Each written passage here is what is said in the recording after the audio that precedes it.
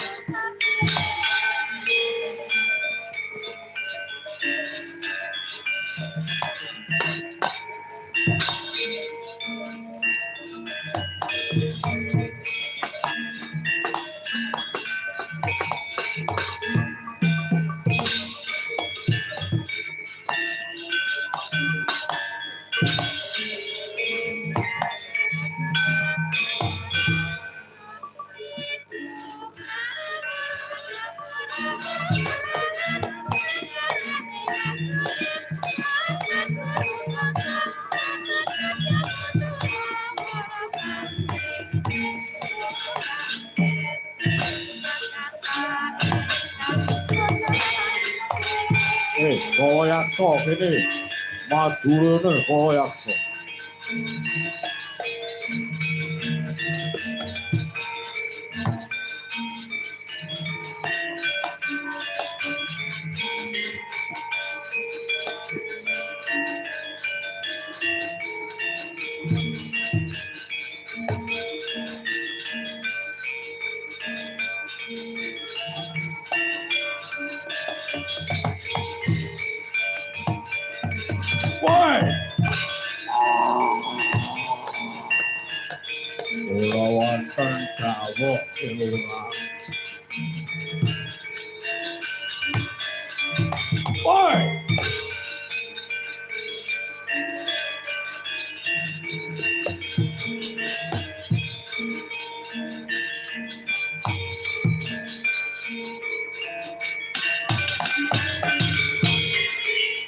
Samar pamoring sukma sinukmaya winahya ing asepi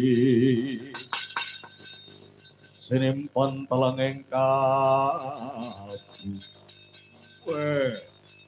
kula wonten dawuh nimbali kula pun Kalayaksa Kilurah. Kalayaksa jeneng sira didhawuhi kelawan sinuwunmu Prabu Dewasrani. Kenen ngetutake ana ing kayangan. Jampangi lakune sinuwun Prabu Dewasrani. Inggih ngestaken dawuh Kilurah. Kowe kudu metu dina iki. Iki requeste Pak Pariya iki kowe buta gedhe kudu kon ngetokke sore ngono.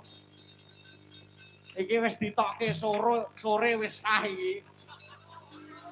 Soro apa sore? Sore. Wis sah iki. Nek mau Pak Pariya ki request piye? Kowe engko nek iso koprol ping 20 arep ditambahi 500 jarene. Apa iya? Mula kudu iso koprol. Ngono. Lah napa saged buta sementen gedene kok dikoprolke ping 20? Lah nek ping pisan apa ping pindho ngoten nggih saged. Lah nek 20 lak ya tangane napa nggih kuat. Ya mbah piye caramu kudu iso. Kono dikoprolke sik ya. Nggih, sak iso-isone.